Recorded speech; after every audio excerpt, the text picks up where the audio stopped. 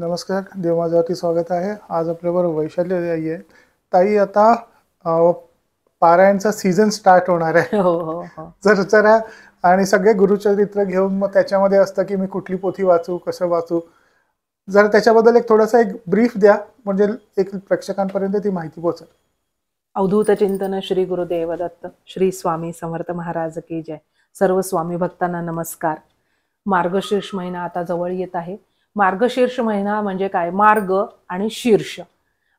तर हे जे मस्तक आहे, ह्या मस्तकाला मार्ग दाखवणारा असा महिना, जो भगवान दत्तात्रेयांचा जन्म ह्या महिन्यामध्ये झालेला आहे. आणि भगवान दत्तात्रेय म्हणजे कोण? आपले सद्गुरू माऊली आहेत, की जे मनुष्याला जन्म मरणाच्या फेऱ्यातनं चुकवणारे आहेत, सायुज्य मुक्ती प्रदान करणारे आहे. मग ह्या भगवान दत्तात्रेयांच्या सगळ्या लीलांचं वर्णन गुरुचरित्रामध्ये आहे. म्हणून या गुरुचरित्र जो आहे, अक्षरसत्य ग्रंथ म्हटलं जातं त्याला, की जो त्याला 5वा वेद मानलं जातं. घरोघरी ह्या गुरुचरित्राचे पारायण सुरू होतात. मग काही लोक गुरुलीलामृतांचे करतात, गुरु महात्म्याचं, दत्त महात्म्याचं पारायण केलं जातं, गुरुगीतेचं केलं जातं, नंतर शंकर गीतेचं केलं जातं. म्हणजे जसं जसं तुमचा भाव असेल त्या पद्धतीने पारायण या मार्गशीर्ष महिन्यामध्ये घरोघरी होतात. म्हणजे ज्यांना वर्षभर वेळ मिळत नाही ते या महिन्यामध्ये करतात. आणि अजून एक गंमत आहे बघा, जो शुक्ल पक्ष असतो, शुक्ल पक्षातला चंद्र कसा आहे, प्रथमा, द्वितीया, तृतीया, तो क्षणे वाढत जातो आणि पौर्णिमेला त्याला पूर्णत्व बहाल होतं. मग भगवान दत्तात्रेयांचा जन्म कधीचा आहे? पौर्णिमेचा आहे. पौर्णिमा म्हणजे काय? की जी तुम्हाला म्हणजे रामाची हे आहे, नवमी आहे, कृष्णाची अष्टमी आहे, देवीची पण अष्टमी आहे, पण गुरूंची काय आहे? पौर्णिमा आहे. म्हणजे जीवनाला पूर्णत्व बहाल करणारी अशी ही पौर्णिमा असते. आणि त्या दिवशी तुमच्या जीवाला पूर्णत्व कोण बहाल करणारे? भगवान दत्तात्रेय आहे, गुरु आहेत, म्हणून ही पौर्णिमा आहे. मग तुम्ही तुमची उपासना प्रथमापासून सुरू केली शुक्ल पक्षातल्या, मग तो जसा चंद्र पुढे पुढे पुढे कलेने वाढत जातो ना, तुमची उपासना अशी टप्प्याटप्प्याने वाढत जाते असं मानलं जातं. म्हणून ह्या शुक्ल पक्षातल्या तुमच्या उपासनेला फार महत्व आहे. आणि मग तो जो 7 दिवसांचा कालखंड असतो, त्यामध्ये जी दैवी स्पंदनं आहेत गुरुतत्वाची, ती 1000 पटीनं वाढलेली असतात. आणि त्यामुळे त्या कालखंडामध्ये केलेली उपासना फळास जाते. म्हणून तो कालखंड फार महत्वाचा असतो. आणि त्या कालखंडामध्ये ती उपासना करण्याचा आपल्याकडे प्रघात आहे. मग त्यामध्ये काय आलं? पारायण. जी मोठे ग्रंथ आहेत, जे प्रासादिक ग्रंथ आहेत, दैवी ग्रंथ आहे, तुम्ही आम्ही लिहिलेले नाही.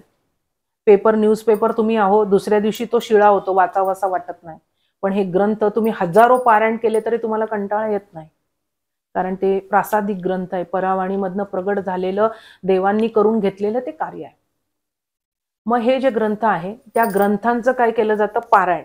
आणि जी स्तोत्र असतात त्यांची आवर्तनं म्हटली जातात. जसं अथर्वशीर्ष आहे, अथर्वशीर्षाची आवर्तनं, सुक्ताची आवर्तनं, नंतर रुद्राची आवर्तनं. आता बघा, आपल्या शरीरामध्ये सुद्धा कसं आहे बघा, रक्ताभिसरण, एक फ्लो सुरू असतो कंटिन्युअस.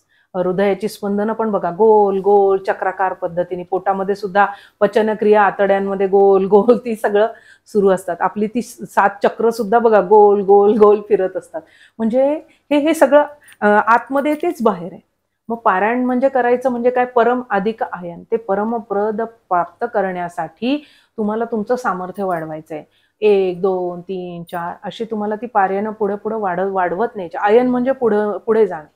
मग ह्या तुमचं काल जे होता त्यापेक्षा एक स्टेप पुढे जाण्यासाठी, काल तुम्ही पहिलीत होता तर दुसरीत जाण्यासाठी तुम्हाला ती परीक्षा द्यावी लागेल ना, तो अभ्यास करावाच लागेल, तरच तुम्ही त्या परीक्षेला बसू शकता.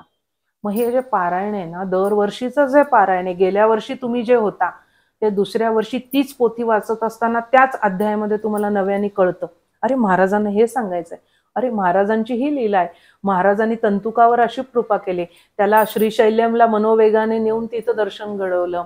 नंतर दिवाळीच्या दिवशी महाराज सगळ्यांच्या घरी होते, शिवाय गाणगापूरमध्ये सुद्धा होते. दत्तप्रभूंची राजधानी नरसोबाची वाडी आहे, तिथं दत्तप्रभूंनी 12 वर्ष वास केलेला आहे. अशा प्रकारे 64 योगिनी येऊन त्यांना अभिषेक करत होत्या. म्हणजे हे सगळ्या लीला वाचताना आहे ना, नव्याने महाराज उलगडत जातात. आणि त्यांचा माझ्यासाठी काय संदेश आहे तो होतो. म्हणून ही पारायण करत करत जायचंय. आणि जरी कधी कधी काही काही लोकांची तर एवढी पारायण पोथी पाठ होऊन जाते, पण तरी सुद्धा पोथी घेऊनच तुम्हाला पारायण करायचं आहे. कारण की ती जी असं समर्थ रामदास स्वामी काय सांगतात, मी गेलो असे मानू नका, मला दासबोधामध्ये बघा. गजानन महाराज काय सांगतात की मला तुम्ही त्या श्री गजानन विजय ग्रंथामध्ये मला बघा. म्हणजे स्वतः सांगतात. भगवान गोपालकृष्ण काय सांगतात की मी गीतेमध्ये आहे, मी भागवतामध्ये आहे, मला तुम्ही तिथे बघा. म्हणजे वाङ्मयीन रूप आहे ते परमेश्वराचं. म्हणून त्याचं ग्रंथपूजन आहे, त्याची नियमावली आहे, त्या पद्धतीने आपल्याला जायचंय. ते काही नुसतं टाइमपास म्हणून आपल्याला ती पोथी वाचायची नाहीये, किंवा चला बाबा आता दत्त जयंती आली आहे, पारायण करू, सगळेजण करतात म्हणून मी करतोय. ते शक्य नाहीये, तसं होत पण नाही. आणि तुम्ही त्या अशा पद्धतीने केलं त्याचं विशेष फळ पण तुम्हाला प्राप्त होत नाही. तोच खरा प्रॉब्लेम येतो की खूप जणांचं असं म्हणणं असतं की पारायण बसलं की काही ना काहीतरी विघ्न येतात. हो, येतात. आणि त्याच्याबरोबर दुसरं असतं की नोकरी आहे, त्याच्यामुळे कसा वेळ काढायचा, कारण घर पण सांभाळायचं आहे, नोकरी पण सांभाळायचं आणि पारायण पण करायचं. तर ह्याच्याबद्दल तुमचं काय मत आहे जरा? आता कसं आहे, माझं मत कसं आहे माहिती का, मान लो तो नाही होगा, ठान लो तो होगा. मग तुम्हाला ते दृढता पाहिजे. मग तुम्हाला तुमचं दिनचर्याच बदलावी लागेल 7 दिवसांसाठी. जर का तुम्हाला 7 वाजता ऑफिसला जायचंय तर मग पहाटे उठावं लागेल. ते कष्ट तुम्हाला घ्यावे लागतील. कष्टे विना फळ नाही. तुम्हाला तो त्याग करावाच लागेल. कारण की त्या तप करताय म्हणजे काय सगळं तुम्हाला सगळं व्यवस्थित पाहिजे आणि तुम्हाला फळ पण पाहिजे, मग नाही ते होत. ते तप नाही आहे, ती उपासना नाही आहे. अशा पद्धतीने तुम्ही तपाचरण होतच नाही, प्रपंचच होतो. त्याला प्रपंचच म्हटलेलं आहे. तुम्हाला खायला प्यायला व्यवस्थित पाहिजे, काही कष्ट पण नको. समजा काही लोकांचं असं असतं, तीर्थयात्रेला गेले तरी ते इतकी कटकट करतात, गाडीच अशी होती, हेच असं होतं, तेच असं. मग बाबा तू घरी बस ना, मग कशाला आलास इकडे, मग कशाला आणि वाचतो पोथी. हे सगळं लक्षात घ्या. कुठली पण गोष्ट करत असताना त्याचे काही प्लस मायनस पॉइंट्स असतात, ते तुम्हाला लक्षात घ्यायलाच पाहिजे. मग जर नोकरी करत असाल तर तुम्ही नियोजन करा. तुम्ही तिथे ऑफिसमध्ये सांगून ठेवा की आठवडाभर मी उशिरा येणार आहे. ज्याला जसं शक्य होईल त्या पद्धतीने करा. किंवा मग आल्यावर पुन्हा स्नान करा आणि पोथी वाचायला बसा. आणि मग जर का तुम्हाला एवढी मोठी पोथी शक्य नाही, तुम्ही 7 दिवस गुरुचरित्राची अवतरणिका वाचा. छोट्या छोट्या पोथ्या घ्या, त्या तुम्ही वाचा. तुम्ही श्रीपाद श्रीवल्लभ चरित्रामृत वाचू शकता, ज्याला काही फार कडक नियम नाहीये. तुम्ही तुम्हाला जे मनामध्ये भाव निर्माण होतील ना, त्या भावाप्रमाणे तुम्ही पोथी निवडा आणि करा. आणि लक्षात घ्या, ह्या मार्गावरून जात असताना तुम्हाला ते सगळं बघावंच लागणार आहे. असं काही साधा मार्ग नाहीच आहे हा. साधा सोमा प्रपंचच आहे, मग प्रपंचच करा ना, कशालाही येता मग इकडे, असं आहे ते. ताई, आज तुम्ही आम्हाला वेळ दिला, खूप खूप धन्यवाद. श्री गुरुदेव दत्त.